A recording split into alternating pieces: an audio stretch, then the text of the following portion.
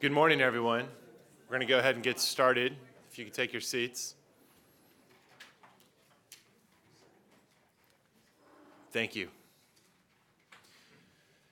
So it all began with leaks to the media, leaks that were followed by cries of outrage, enraged editorials, further investigative journalism, then a White House-appointed task force, congressional investigations, and the net result of it all, a robust, to put it mildly, a robust national dialogue about privacy, security, and the way that these things intersect with the activities of the U.S. Intelligence Committee.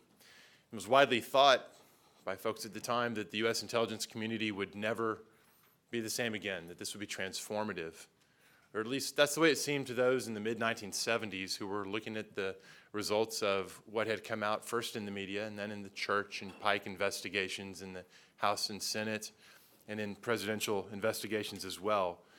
The pendulum had swung from a prior position that was characterized by trust in what the government was doing to one characterized by profound distrust and concern by what, at least some aspects of what the government, it turned out, had been doing. Eventually, that pendulum would begin to swing back the other way, and the enthusiasm for change and reform, for imposing new constraints would dim.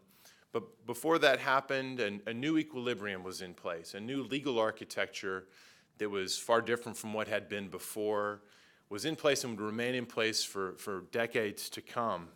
And of course, we're in a similar situation here since the summer of 2013. Same pattern, leaks, investigations, national dialogue, and a powerful sense that things are changing, that we're groping our way towards a new equilibrium. In this instance, it was inevitable that something like this would occur because of the underlying technological change impacting the way that the intelligence community goes about its business, the way it could go about its business, the way it does go about its business, and indeed the same changes making possible the very leaks that started this conversation. The idea of disruptive technological change causing significant impact on the policy and legal architectures that are the media through which the national security establishment goes about its business. This is a topic that's near and dear to us at the Robert S. Strauss Center for International Security and Law. It's one of the themes that characterize our research programs. And for that reason, this topic's especially fit for us. We're co-sponsoring, however, it's not just us, it's also the Clements Center for History, Strategy, and Statecraft.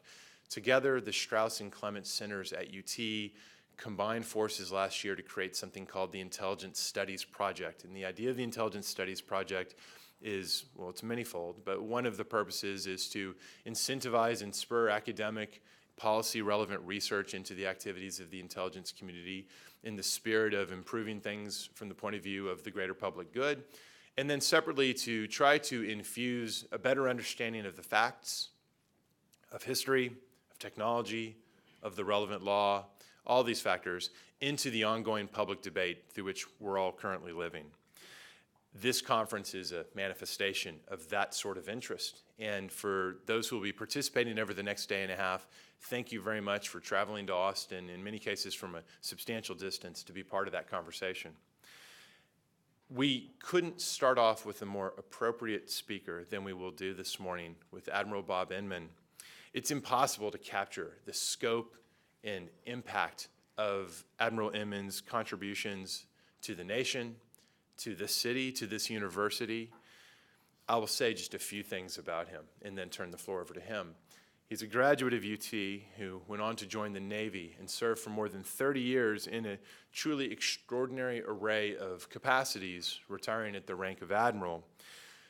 Picking just a few of the most salient for our purposes, along the way he served as the director of the NSA right during the tumultuous 1970s period that I described a moment ago, playing an instrumental role in the formation of the equilibrium that supplied its stability for so long. He also served as deputy director of the CIA, and since he left government service, his array of accomplishments have, if anything, magnified. Suffice to say that his service ranges from the Federal Reserve to an array of private sector roles that were instrumental in the growth of the Austin economy and what Austin has become today. My personal favorite contribution, however, is the Admiral's essential role in forming the Strauss Center itself and perpetuating it and sustaining it over time. We truly wouldn't be here today without him, and it's my pleasure and honor to welcome him to the podium this morning. Admiral Inman.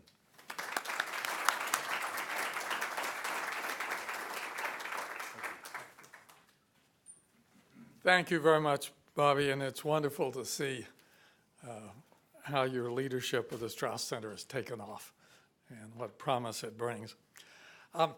After Chris English's thoughtful, complex presentation last night, this is going to seem pretty amateurish. What you're really getting is a retrospective from one person's memory of events that set the backdrop for what this conference is going to focus on. And as I do to my students in the classes I teach, I always start with a little bit of history. This country would put together intelligence capabilities during a war. And as soon as the war was over, we'd get rid of them. General attitude was that if we knew too much about the outside world, we'd get involved. And that's going back to George Washington's original injunction against entangling alliances. That changed on the human side in the 80s. Creation of both naval attachés and army attachés to go find out what was going on in Europe in building of ships and equipping ground forces. Purpose? U.S. budgets. There had been no new hull laid down in the Navy from the end of the Civil War. So a 32-year-old Secretary of the Navy sent naval attachés to London and St. Petersburg, hoping that that would persuade the Congress that we should spend more money. That's a theme that continues on to the present day.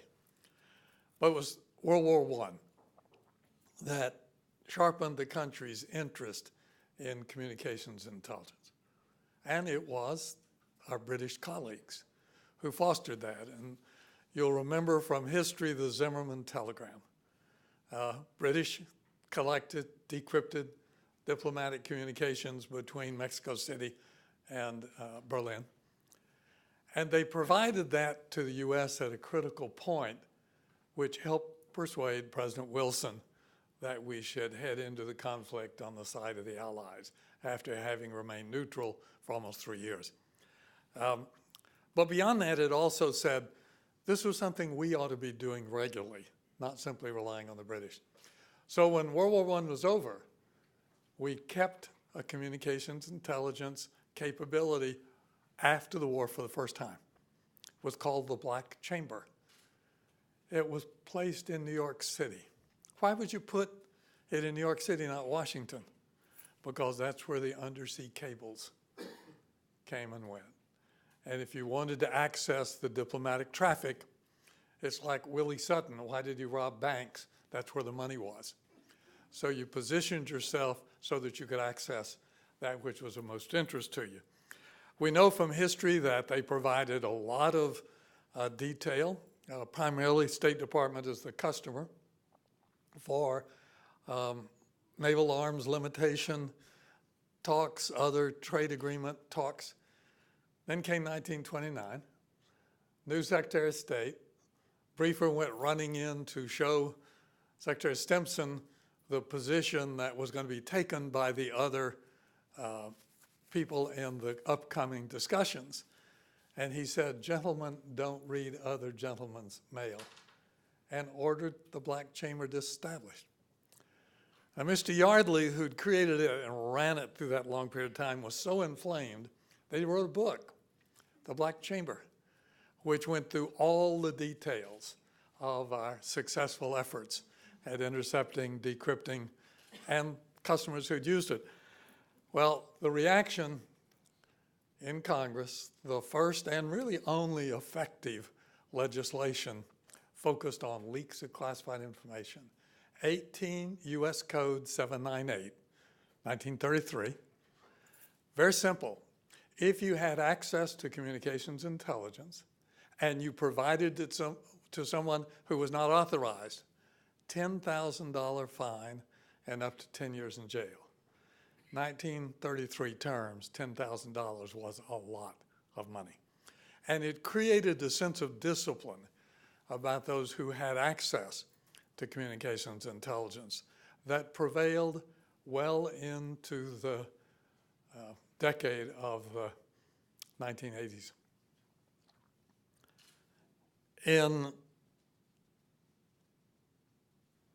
the Army, the War Department and the Navy Department had picked up elements of research the Black Chamber done and some of the talent, and that became the nucleus for ultimately successful attacks on Enigma and Purple. Huge contributors to success in World War II. From my own perspective, there was another outcome. A great many people who had worked, particularly in Enigma in World War II, went on to very prominent positions in the U.S. government.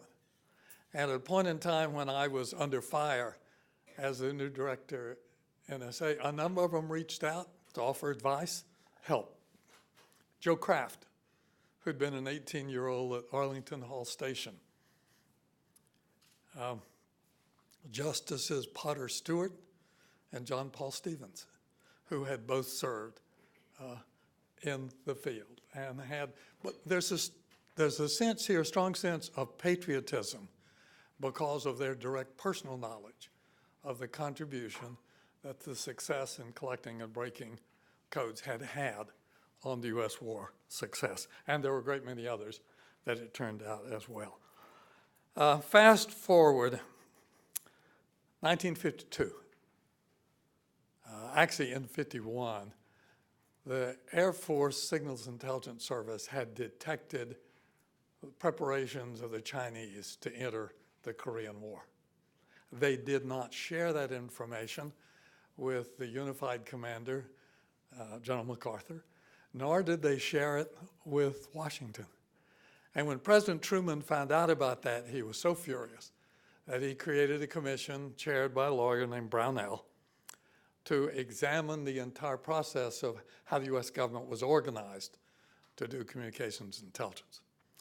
And that led to President Truman signing in November 1952 the executive order that created what became the National Security Agency.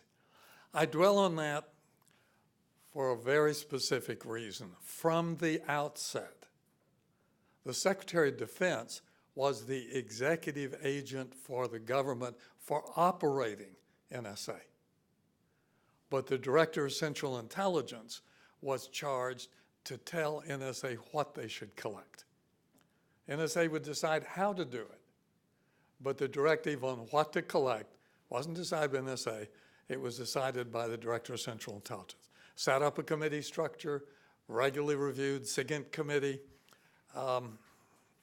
It was not one of my favorite organizations in my time frame because it was really tell us everything you know about every topic. But the intent was to prioritize, not only what you're to collect, but to prioritize the order in which it would be done. The only real change in that process came in 2004 with the creation of the Director of National Intelligence, and the responsibility to do that shifted there. But as we get into much further discussion on this, simply remember, NSA does not decide what to collect. They decide how to collect it, how to maintain it, how to provide access to it. Things rocked along pretty well until 1975.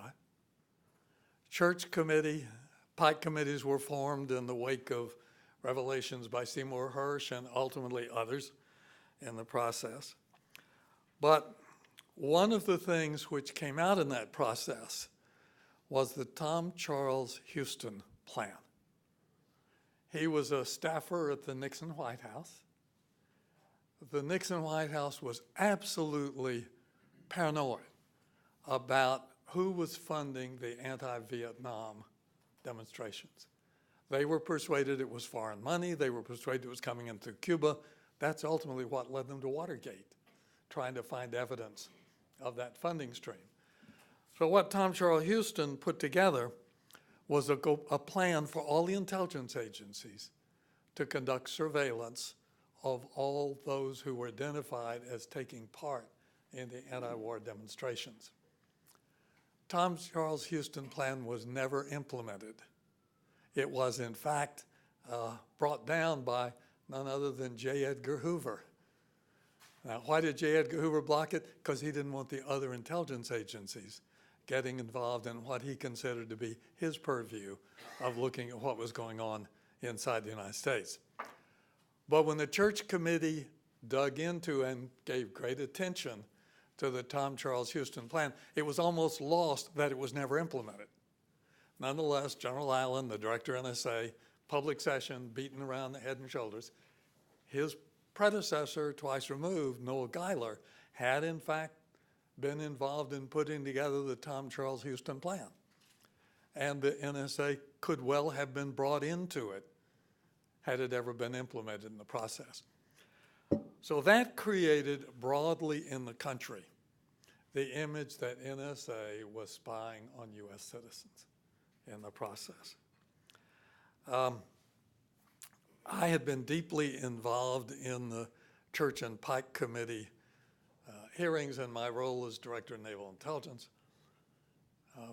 I'd been pulled out of intelligence in 1972 to be the executive assistant to the Navy's vice chief.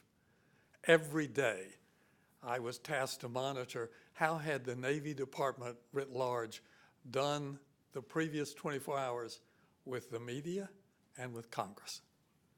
So I came to know a lot about committees, the members' committees, their orientation, but staffs, particularly, the role of the staff. So when the Church Committee and Pike Committees were put together and they began to fan out, naval intelligence was one of their targets. Had we supported efforts to assassinate Castro? Were we involved in reconnaissance activities that might get us into a nuclear conflict? I met the staffs. I read the same files they read. We discussed what we found in the files. No disagreement on fact, disagreement sometimes on what it meant. But when it came time for hearings, I asked for closed hearings to start. Never had an open hearing. A lot of closed ones. None of my colleagues, other than Bill Colby, had ever dealt with the Congress. They didn't meet staffs. They didn't read the files. They were surprised. They began with open hearings and were surprised by things which came up. They were ill-prepared to counter them quickly. And thus you get this large public image of incompetence to deliberate activities that were inimical to the government's interest. So fast forward out of all of that, I end up getting promoted 1 star to 3 to be the vice director of the Defense Intelligence Agency. President Ford lost the election, and then to my great amazement under President Carter, second 3-star assignment to be the director of NSA. Relieved General Allen on the 5th of July, 77, 1-day turnover. That day, Eugene Meyer, a longtime NSA employee, frustrated that General Allen had not dealt with this creeping problem of public cryptography, private institutions, Bell Labs, research universities looking at modern cryptology. Meyer's view was that was an exclusive NSA province. And in his view, doing the research violated the basic tenet of 18 U.S. Code 798. So he wrote a letter to the IEEE telling them that they were in violation of the law because they were doing research in cryptography. So that storm greeted me on my first day. The one of spying on U.S. citizens was already in full bloom. The third one came about in a couple of weeks. For many years, the monopoly, AT&T, had been willing to provide access to diplomatic communications, only with some written assurance. So a process had gone for 30 years of presidential warrants. They'd be prepared, go down, the president would authorize, they'd be provided to AT&T. FBI then usually did the actual job. You'd go into the switching center, find the dedicated line, put on the recorder. Simple process.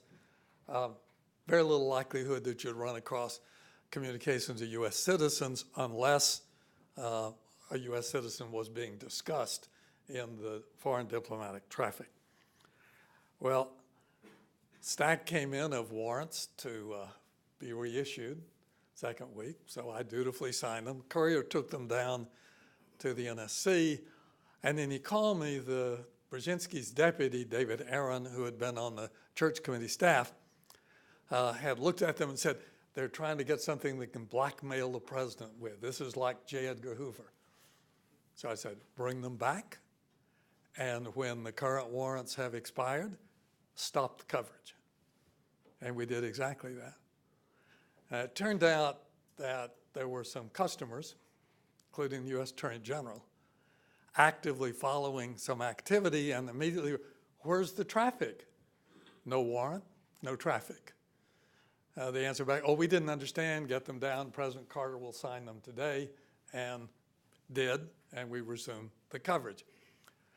But I concluded at that point that there needed to be a very different process to authorize and oversee how you went about collecting information inside the U.S., albeit it was all focused on foreigners, embassies, trade organizations, a litany.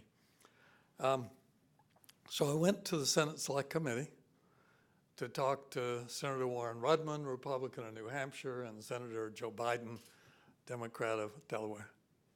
And out of those discussions came the Foreign Intelligence Surveillance Court. There were some people on the committee who weren't in favor, one of them named Pat Leahy, who still pops up on this topic because he didn't like the idea at the outset creating the court. Turns out somewhat later, neither did Dick Cheney, whose view that was just Inman covering his backside and there was no need to do this. He'd processed all those warrants for President Ford, and it was derogation of the inherent powers of the presidency to inject judicial review. But I was persuaded from my experience with church committee and general public attitudes that these were legitimate intelligence interests to the country, and that you ought to be able to get legislation that would let you, in fact, comply with U.S. law. So the court to review, and most critically, the select committees of the Congress to look at how you used that authority over time. We got it off to a pretty solid start in the process. So that solved one of the problems. But coming back to the other two, the issue of spying on U.S. citizens and on suppressing research in cryptography. First thing I'd done was to change the nature of legal advice for the director NSA. It had always been a career cryptologist, wonderful guy, Roy Bannerman, who'd gone up and also got a law degree. And I decided I wanted the best outside advice I could get.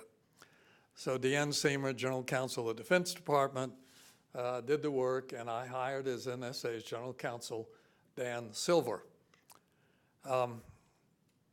Substantial unease inside NSA, bringing in this foreigner who doesn't understand the signals intelligence business. Just at that point in time, we had a case on appeal to the Circuit Court in Alexandria. Justice Department really wasn't interested in it. Dan Silver was eager to get a chance to appeal.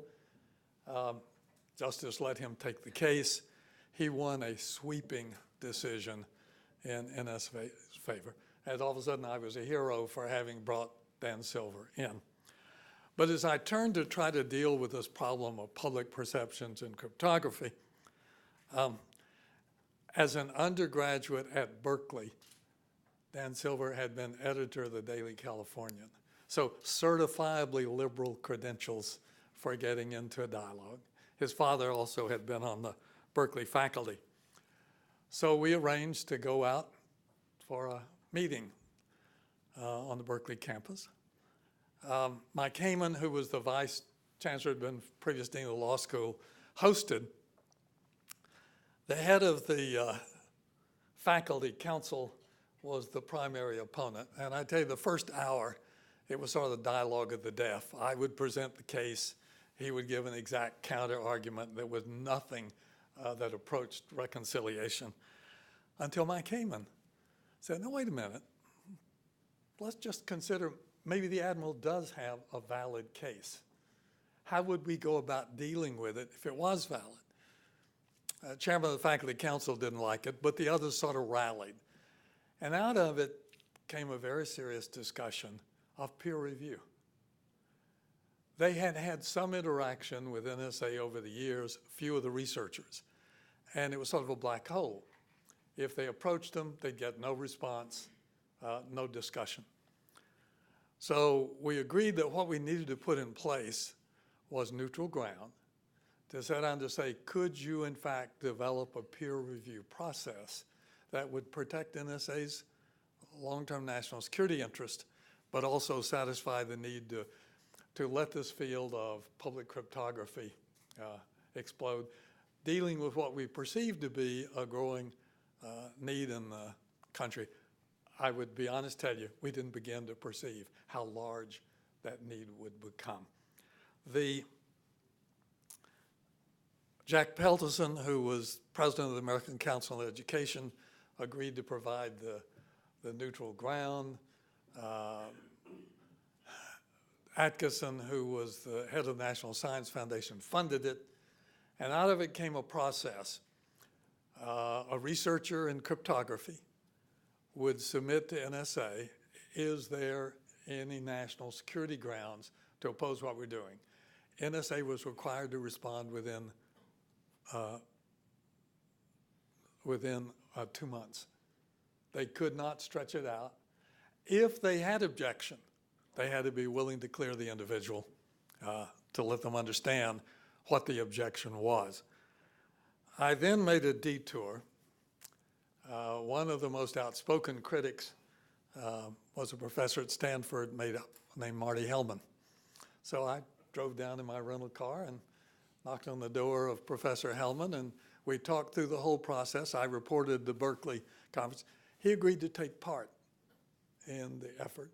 He was one of the very few who ultimately pursued the point of being cleared to examine and understand why the specific problem they were pursuing was a challenge. That process worked for about 15 years. And then just the explosion of digital communications and the spread sort of outstripped peer review. So the next version was something you all will, those of you who followed it will know as the Clipper chip.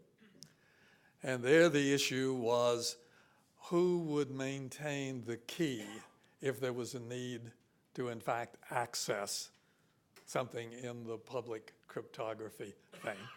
And the idea was raised of, well, let's have a private company hold it. Talk to the depository receipt companies who hold on to stock for holders. They didn't want any part of it. They didn't want a government oversight of what they were doing.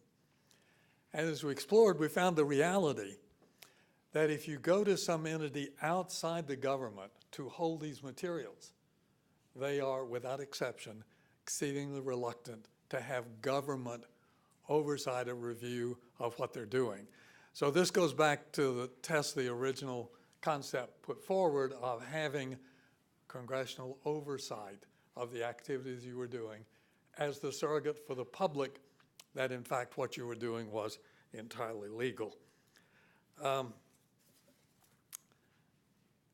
Congressional relations obviously was a critical part of this.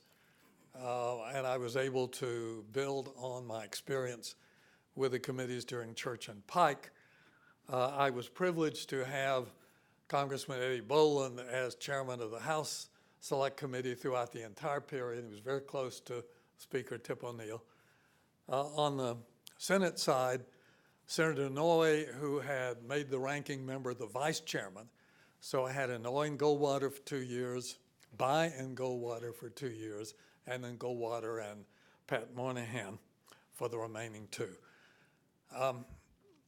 It was a period of staffers who delved deeply into how we were using the authorities, but the committees were satisfied that we were, at every step, abiding by the legal processes we had put in place.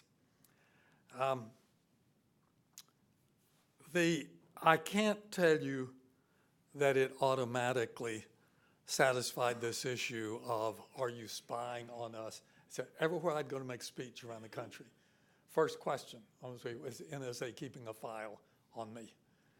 And it took a long time to ultimately, the interest sort of dropped off in the absence of additional stories. But what that meant was it was critically important to put in place inside NSA a compliance structure. That was the counterpart that the Congressional Committee Oversight could go to, looking at every warrant that came from the FISA court, but it was particularly focused on minimization. If you accidentally came across a U.S. citizen in the process, what'd you have to do with it? Unless it was clear agent of a foreign power, and I had one of those, the president's brother, which was another whole turmoil to try to deal with. And he was unwitting. The foreign country was trying to make him an agent, but he was too dumb to understand that in the process.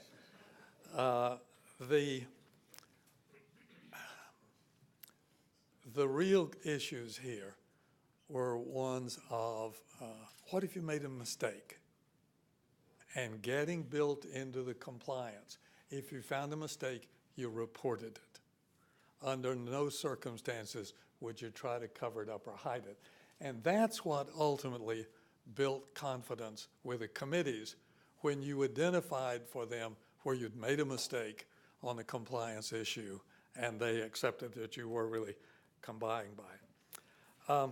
Now, 2 great shortfalls in that vision and in putting together the FISA court. The first was I simply didn't have a clue on how fast the digital revolution was going to come. It was nice, comfortable when you got the warrant from the court and FBI went down to the switching center and hooked up the dedicated line to whatever embassy or trade organization you'd been authorized to collect against. And then suddenly came packet switching and the dedicated lines disappeared.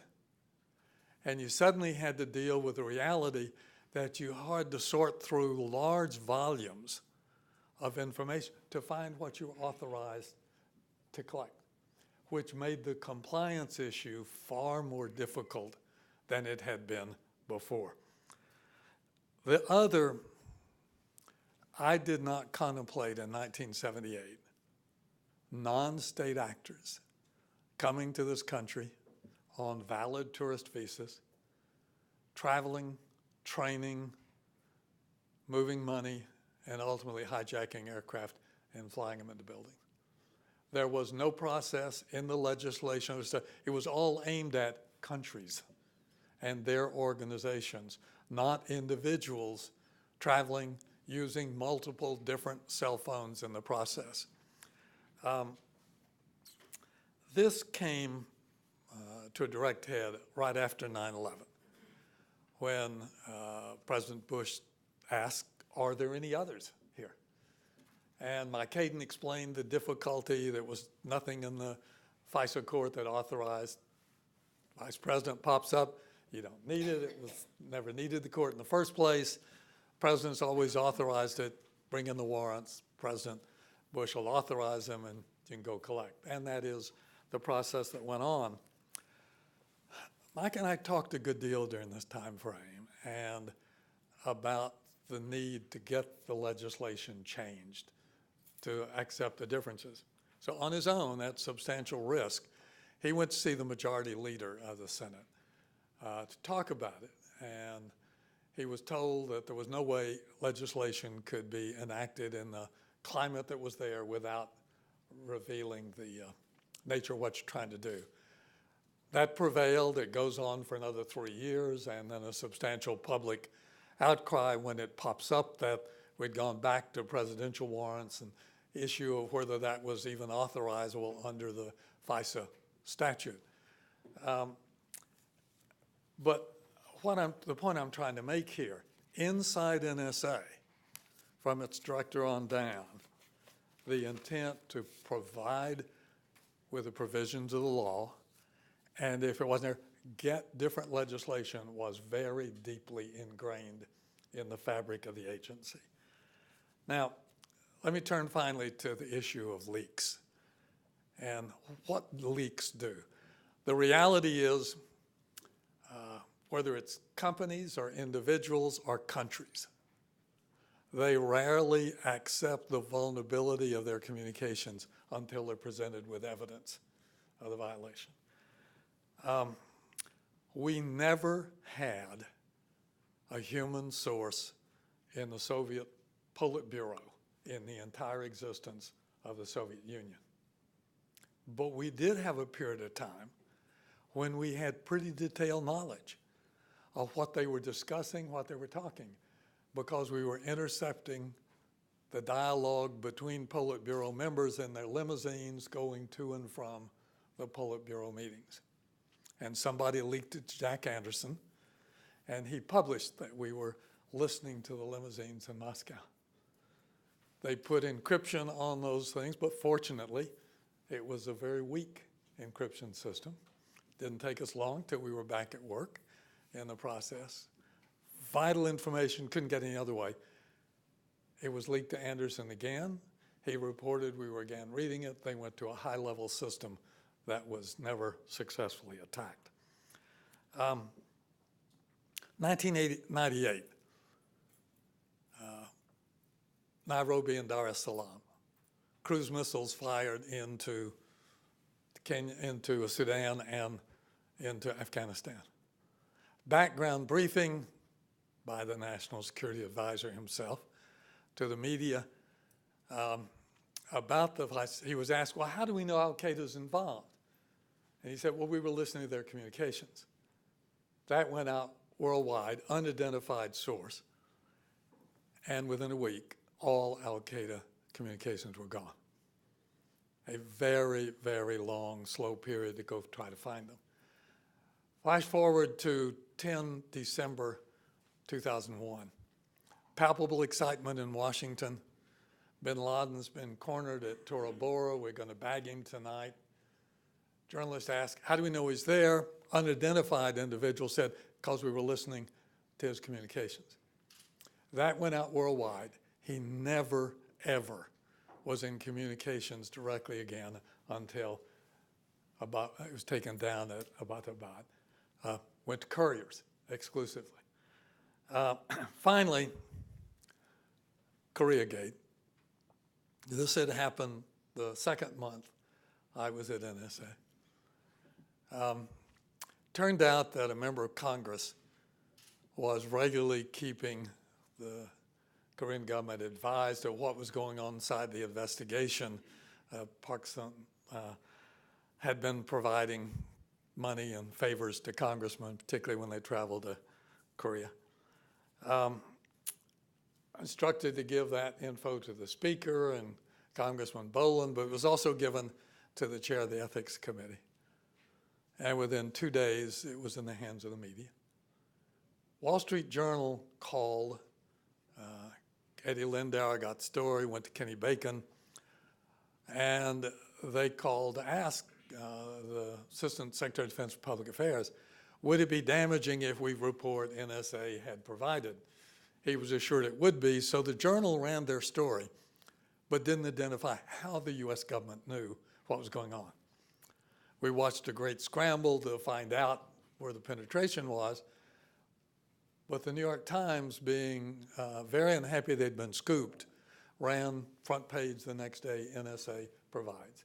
And within 36 hours, the entire crypto system had been changed and we lost access. The Attorney General had been closely following the details of the case. So he went to President Carter and said, you got to do something about that. The discussion with Harold Brown, Secretary of Defense, was send a delegation to tell the publisher and the editors of the New York Times the damage that they did. Mr. Sulzberger took a call from the president, agreed to accept the visit. General Counsel of Defense, Assistant Secretary of Public Affairs, and Vice Admiral Inman were sent. And I was instructed telling the whole story of exactly what transpired and what the consequences have been. So when I finished, Mr. Sulzberger said, well, Admiral, if this is about censorship, we're going to fight every step of the way. And my answer was, if it was about censorship, we wouldn't be there. We'd be trying to do it in Washington. What we wanted them to understand was the damage they did to sources and methods, and that the journal didn't do in the process. Fascinating discussion continued for about an hour. And they finally said, well, they would be willing to try a system that if they could call at 7:30 in the evening and say, will it be damaging if we say the following? Not that you don't like it. Would it be damaging to sources and methods? We took that back. The Attorney General urged President Carter to try it.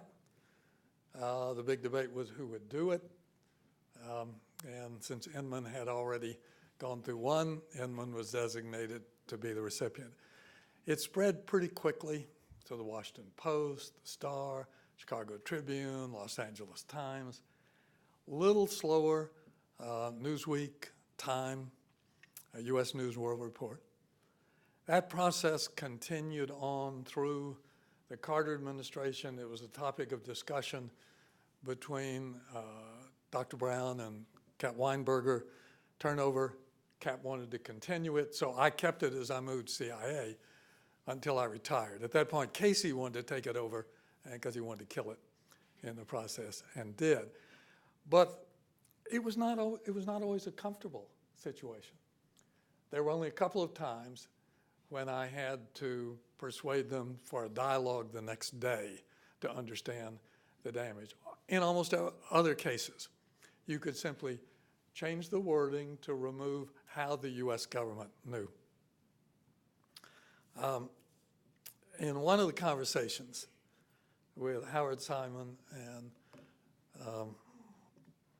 a wonderful guy, Ben Bradley at the Post, Mr. Bradley said, Admiral, we believe in the system, it works, we're informing the public, but most of these are being taken out of Bob Woodward's articles. He loves to demonstrate his access in the process. And one of these days he's going to do a book, and I want to have a chance to review that book. And sure enough, it's called The Veil. And if you were to read it, you'd think that Woodward and I were talking every other day. And he's, in the preface, it says, where I was not a direct party to the conversation, I have tried to reconstruct it as I believe it likely occurred. It was a process, though, that worked in limiting the damage, but that didn't contemplate a Snowden, the disaffected employee taking large volume. And I would assess for you as you go into all of this, there are three different issues. The image that has been risen of NSA spying on U.S. citizens. And there is not a single shred of evidence anywhere of violation of the law. There are a lot of questions about the wisdom of the large volume of information collected. For what purpose? And what's the value of it? But there is not. And this image that the public once again has of files being kept on there, and I get this question regularly in speeches, so it is widely held in the public from the media coverage. The impact on allies, and finally, the impact on our friends and our fellow collaborators, and the damage done to their support, particularly GCHQ and Australian DSD. What's the purpose of collecting this great array of information? Warning. And the timeliness of access is the critical issue in warning. So are you interested in reporting history after the fact? If you are, then putting it out in the hands of where you've got to go through several different layers to get to it, entirely acceptable. But if you want the prospect of warning before an attack, then the timeliness of being able to access that database is huge. For me, there's a different issue, and that's, is there substantive value of what you do? I would encourage the new director to put in place a process where yearly you look at what's been produced, leads to the FBI, product issued, and give it, don't make the judgment yourself. Give it to the Director of National Intelligence to go to the users and say, was this of value? And if you go through 2 years when it's not, then you should stop it. Not for privacy reasons, but for reasons of simply user resources that are not valuable. Finally, privacy. It will be apparent to you that I have substantial difficulty with the idea that you can't trust your government in the process. I watched an agency that I have great confidence retains the focus on complying with the law and getting laws enacted to enable what they believe they need to do in the country's interest. Yet, every time I get on the internet, I recognize the signs that everywhere I go, I'm being tracked, every step. And it's being used to make money because the ads pop up alongside where I am. So as you think about this issue of privacy, I would encourage you to weigh, is don't trust the government really the standard that you want to support? Or do you want to have some broad balance on the use of information, whether it's by private entities or government itself? Thank you very much for your kind time and attention.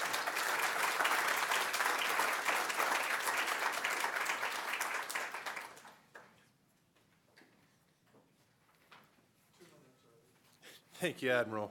That was admirably timely as well. If the participants in the next session will come on down, we have our apropos follow-up, which is a session on the media.